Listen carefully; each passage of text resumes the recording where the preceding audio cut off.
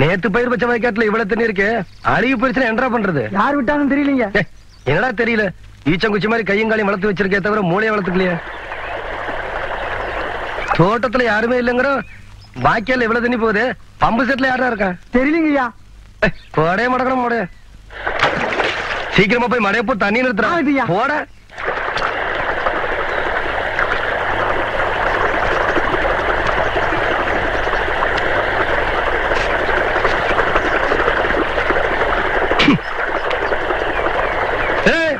யாரு பண்ணாது? நான் இங்க இருக்கேன். கவண்ட தோட்டத்துக்கு என்ன தர்மத்துக்கா வருது, கண்ணா பண்ண திறந்து விடுறதுக்கு. இப்போ உன்னை என்ன பண்ற பாரு. ஓடுறியா நீ? நில்லுப்ல.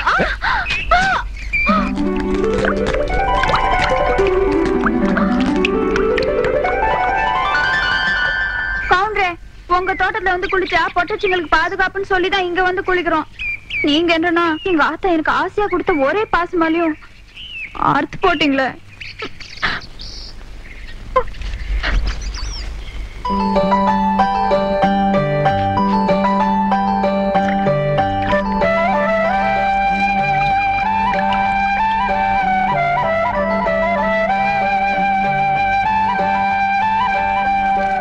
முணுமுணுப்பு உன் பேத்தி கதையை சொல்ல வந்தனாத்தா. ஏண்டா அவளுக்கு என்ன? தாவடி போட்டுட்டு இருந்த புள்ள சேலை கட்டிக்கு ஆசைப்பட்டு சேலைக்காரனை கூப்பிட்டு இருக்கு. சக்கரை கவுண்டர் வெப்பாட்டி இல்ல, அவ வெத்தலைய கொட்டலாவுல போட்டு கொட்டுற மாதிரி உன் பேத்திய கொட்டு கொட்டு கொட்டி விட்டான். பாவ பச்சை புள்ள முகம் எப்படி வாடி போச்சு தெரியுமாத்தா? நீ என்னடானா இங்க 100,000 கணக்கு போடுற. ஏண்டா எவ்வளவு ஒரு சீமச்சிருக்கி வந்து என்ற பேத்திய கொட்டு கொட்டுன்னு கொட்டாது பாத்துக்கிட்டு சும்மா வர வந்த? அங்கேயே 4 வார்த்தை கேட்டு போட்டுதானுங்க வந்த. இது வாரு, ஊருக்குள்ள எத்தனை சீல துணிக்கார சுத்தினாலும் சரி அத்தனை பேர்த்து இங்கே அனுப்பி வையே. என்ற பேத்துக்கு எப்பேற்பட்ட சீலை வாங்கி கொடுக்கணும் எனக்கு தெரியும்டா.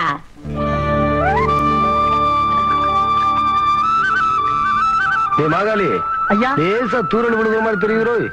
களத்து மேட்டுல இருக்க நெல்லு மூட்டையில சாலக்குள்ள எடுத்து வைக்க சொல்லு. ஐயா கும்பிடுறாங்க. என்ன விஷயம்?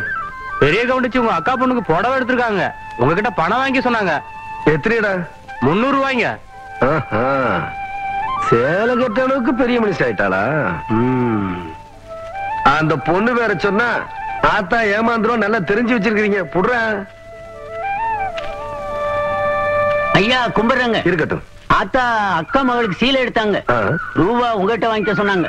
ஓஹோ, என்றாவது 2-3 சேலை எடுத்திருக்கு. எத்தனை? 200 ரூபாங்க. இந்த வாரங்க. நல்லது. ஐயா வணக்கங்க. ஆத்தா பேத்திக்கு சேலை எடுத்திருக்காங்க, உங்ககிட்ட போய் பணம் வாங்கிக்க சொன்னாங்க. எத்தனை? 400 ரூபாய்ங்க. என்றது நிச்சயார்த்தம் முடிஞ்சு கல்யாணமே நடந்துரும் போல இருக்கு. ஆத்தா அவ்வளவு சேலை எடுத்துக்கிட்டு இருக்கு.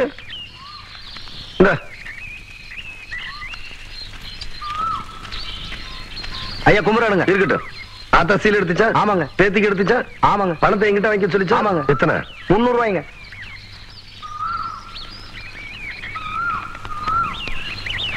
நல்லதுங்க.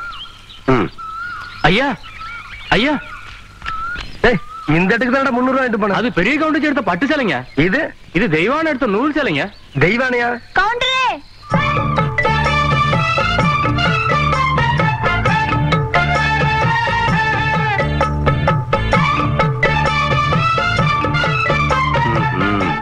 என்ன அப்படி பாக்குறீங்க? கவுண்டர் வேற சொன்னா கைலாசத்தை வேலைக்கு வாங்கி போடலாம்னு சொன்னாங்க. அது நெசமா இல்லையான்னு பாக்குறதுக்கு தான் இந்த சேலை எடுத்தேன். கண்ட பொண்ணுக்கு சேலை எடுத்துக்காளுங்க, காசு கொடுக்க இந்த கவுண்டர் தான் கிடைச்சானா? போடடே போ. கவுண்டரே, திரௌபதிக்கு கிருஷ்ணர் சேலை கொடுத்த மாதிரி அவ்வளவு நீர்த்தி எடுத்துட்டேன். ஏதோ 8 முழத்துல ஒரு சேலை எடுத்துட்டேன். பேசாம காசு கொடுத்து போட்டு போவியா? நீ மட்டும் மரியாதை அந்த சேலை காசு கொடுக்கல, போறது 1.5 மானம் இல்ல 1.5 மானம். யோ துணிக்காரே, இந்த சேலை கையோட அவுத்து கொடுத்துறேன். நிறுத்துப்புல, ஊராத்தனையும் அவுக்கிறதுக்குள்ளேயும் மலமலன் பணத்தனையும் அவன் கையில கொடுத்து போடுறா. பத்திரமா பாத்து வைங்கடா, வெடி மருந்து பாத்து வைங்க. ஐயா வணக்கங்க. தம்பி யாரு? மலைச்சாமி மச்சான், அந்த இருளாயோட மவன். சின்ன கவுண்டம் கூட படிக்க வச்சான்னு சொல்லுவாங்களே, அது இவன் தான். நிறுத்துடா. படிக்க வச்சவனை பத்தியே சொல்லி படிச்சவன் மரியாதை ஏன்னா கெடுக்கிற. படிச்சவனுக்குன்னு ஒரு மரியாதை இருக்கு. தம்பி இப்ப என்ன பண்ணுது? சும்மா தாங்க இருக்கேன். படிச்சு போட்டு சும்மா இருக்க கூடாது தம்பி. உனக்கு சௌகரியப்படும் போது என்ன வீட்டுல வந்து பாரு.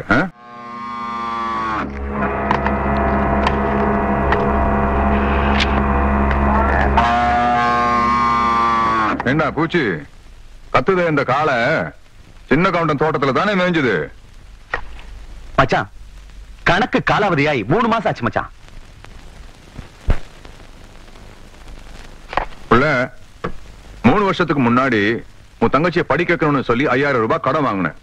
இப்ப வட்டியோட சேர்த்து 15000 ரூபாய் ஆச்சு. எப்ப நீ கட்ட போற? இப்படி திடீர்னு கேட்டா அவ்வளவு பணத்துக்கு நான் எங்க போவேன்? நான் உன்னை திடீர்னு கேட்கல. நீ கட்ட வேண்டிய கடன் காலாவதியாகி 3 மாசம் ஆச்சுன்னு கணக்கு சொல்லுது. வாங்கும்போது இருக்கிற அக்கறை கொடுக்கும்போது கூட இருக்கணும் உள்ள. பூச்சி, நீ காலாவதியான கணக்கு எப்படி வசூல் பண்ணுவியோ அதே மாதிரி இந்த கணக்கையும் இவகிட்ட இருந்து வசூல் பண்ணிக்க. என் மச்சான் என்ன சொல்லி போட்டு போறான்னு புரியல. வாங்கின கடனை என்கிட்ட கொடுத்து கழிக்கிறியா இல்ல என் கூட கழிக்கிறியா அப்படின்னு கேட்டு போ சொல்ற. உனக்கு எப்படி வசதி? உன்ன மாதிரி கேடு கெட்டவனுக்கு முந்தி இருக்கிறத விட ஊர் ஜனங்க கிட்ட கையெந்திரது எவ்வளவோ மேலு. ஓய்வு இருந்து வச்சாவது எண்ணி 4 நாள்ல உன் கடனை நான் அடைக்கல. நான் ஆவடிக்கு பொண்ணுலடா.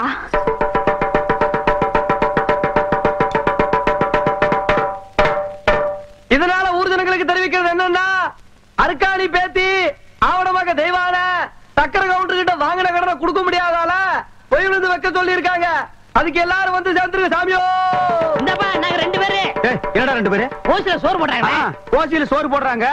இந்த அண்டாவாயை திறந்து இந்த பானை வயித்துல 1 வாரத்துக்கு கட்டலான்னு பாக்குறியா? இது மொய் விருந்து. மொய் விருந்துன்னா வீடு வீடா போய் பிச்சை எடுக்கிறதுக்கு பதிலா வீட்டுக்கே கூப்பிட்டு பிச்சை எடுக்கிறது. புரியலையே. அடே, வாங்கின கடனை கட்ட முடியலன்னா ஊருக்காரங்களை கூப்பிட்டு நம்ம விருந்து போடணும். அவங்க சாப்பிட்டு போகும்போது இலைக்கடியில அவங்களால முடிஞ்ச பணத்தை வச்சுட்டு போவாங்க. மான வெக்கத்தை பார்க்காம அந்த எச்ச இலையை எடுத்து போட்டு அந்த பணத்தை எடுத்து வாங்கின கடனை கட்டணும். பாவம், யாருக்குமே இந்த நிலைமை வரக்கூடாது. அந்த தெய்வான பொண்ணுக்கு வந்துருச்சு.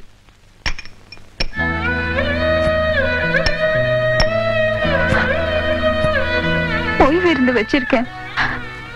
உங்களால ஆன உதவிய செய்ய. பாத்தியாடா தவசி, ஒவ்வொருத்தருக்கு நேரம் ஒரு தடவை தான் வரும். நீ கொடுத்த பணத்தை தூக்கி எறிஞ்ச சிரிக்கி இப்ப ஊடு ஊடா இறந்துகிட்டு வராளாம். கொடுத்த காசை நோவாம வாங்கி வைக்கிறத விட்டு போட்டு வாங்குற கடனுக்காக வாசலா ஏறி இறங்கிட்டு இருக்கா. கூழ் வச்சு குடிக்கவே வக்கல்லாத கழுத காகரியோட மொய் விருந்து வைக்கிறதுக்கு என்ன பண்ணுவான்னு நினைக்கிற?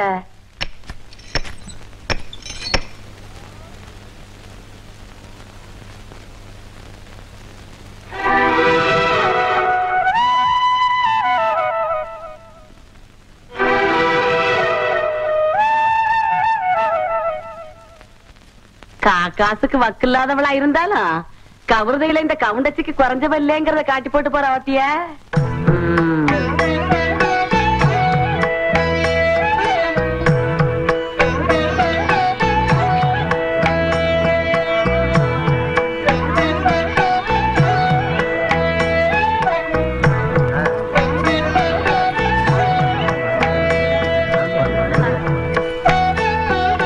சாப்பிடுங்க. சரி அம்மை போடுங்க.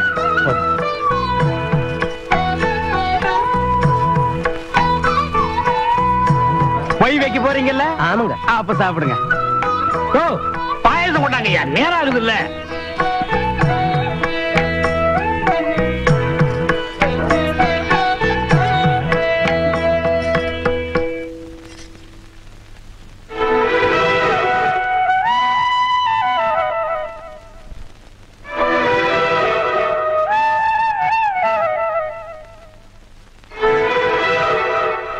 போதும் புள்ள, உப்பு அதிகமா சேர்த்துக்கிட்டா உடம்புக்கு நல்லது இல்ல புள்ள.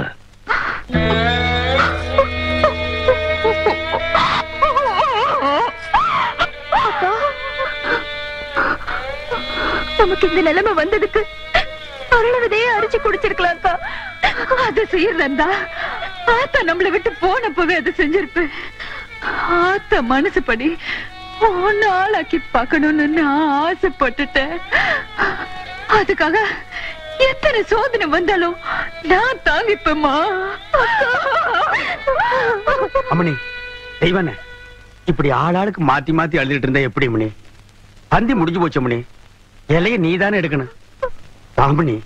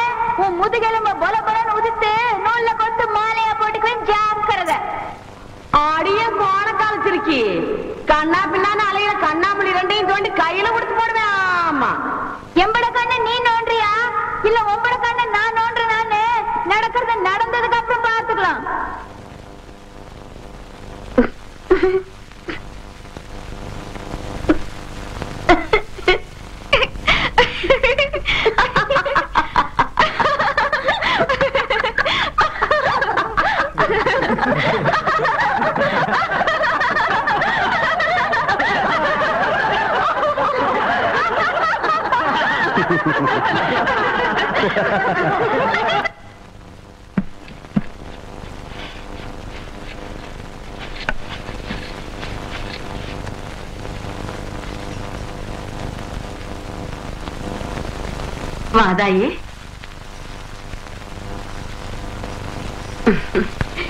என்றா இந்த கிளவி கிடந்து பழச போட்டு தொடச்சுக்கிட்டு இருக்காளேன்னு பாக்குறியா?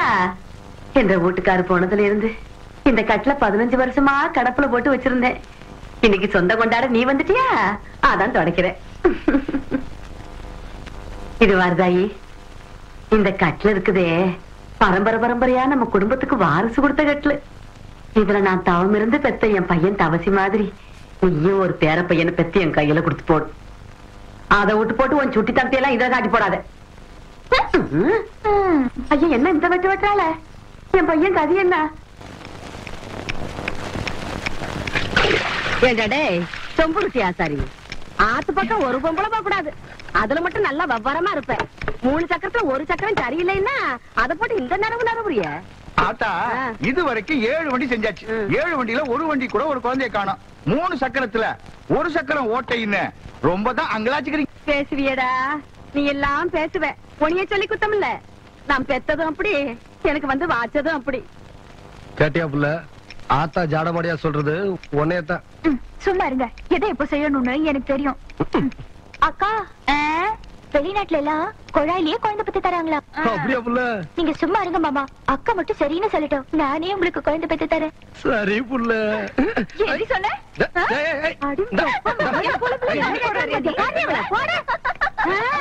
ரொம்ப நாளாவே அவளுக்கு அவன் மேல ஒரு கண்ணடி.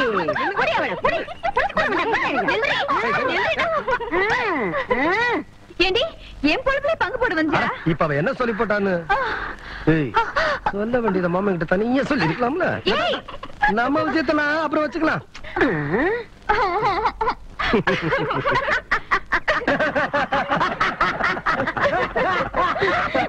எப்படியோ எனக்கு பேர வந்தா சரிதா என்ற சம்பு. யோ, நாளையில இருந்து துணி நான் தான் வெளுக்க போறேன். எல்லாத்தையும் சொல்லிட்டீல்ல? அண்ணே அண்ணே, இங்க என்ன படுத்துக்கிட்டு இருக்கீங்க? சாமி சாஞ்சு போச்சு. நம்ம ஊர் கவுண்டரி சாச்சிட்டானுங்க. அந்த கவுண்டரி எப்ப நிமிர்வாரு யோசனை பண்ணிட்டு இருக்கேன்டா. என்று அது கையில தேங்காய் பழம் தட்டு ஏதாவது காதுகுத்துக்கு போறியா? இல்லண்ணே, நீங்க இந்த தொழில விட்டீங்கல்ல, அதனால அந்த பதவியை நான் ஏத்துக்கலாம்னு. நான் பாத்துக்கிட்டு இருந்தது மந்திரி பதவி. அத நான் விட்டுட்டு போறேன். அதுக்கு பதிலா நீ ஏத்துக்க. ஏய், எனக்கு சூடு சொரணை இருக்குடா. அதனாலதான் இந்த ஊர் அயோக்கிய துணியை துவைக்க மாட்டேன்னு. உனக்கு தான் சுத்தமா அது இல்லையே. ஆமா, உன்னை நம்பி எவன்டா துணி போட்டா? இவர் தானே? இவரா? ஓ இவரா? ஆமா, நீங்க முதல்ல பதவி ஏத்த உடனே இவர் அயல்நாட்டு அதிபர் செலவிய இவர்கிட்ட கொடுத்த இவரு சோதனை பண்றாரு. டேய், இவனே ஒரு இத்து போனவன், இவன் போட்டிருந்தது ஒரு இத்து போன பனியன், இவங்கிட்ட சலவைக்கு எடுத்த நீயும் ஒரு இத்து போனவன், ஒட்டு மொத்தமா குளத்துக்குள்ள இறங்கி குளத்தை கெடுத்துறாதீங்கடா. ஐயோ அப்படிலாம் செய்ய மாட்டோம்னே. அப்ப அந்த ஆசீர்வாதம். ஏய், ரொம்ப வெறுப்பேத்தாத. சாமி சிலைன்னு கூட பார்க்க மாட்டேன், எடுத்து மண்டை மேல அடிச்சு போடுவேன். சரி, இந்த வெத்தலை வாக்காத எடுத்துக்கோங்க. வெத்தலை பாக்க நான் எடுத்துக்கிட்டா தேங்காய் பழத்தை வெளியே எடுத்துட்டு போய் வித்தலாம்னா என்ன ஓமண்ண? போடா எடுத்துக்கண்ணே. போடா. ஐயோ எத்தனை வைக்கல, எத்தனை நாளைக்கு இந்த கவர்மெண்ட் பாக்குறேன். என்னன்னு நீங்க ஒரு தொழிலாளிக்கு தொழிலாளி ஒரு ஆதரவு தருவது இல்லையா? எது? அதாவது ஒத்துழைப்புண்ண. இதுதான் ஒத்துழைப்பு.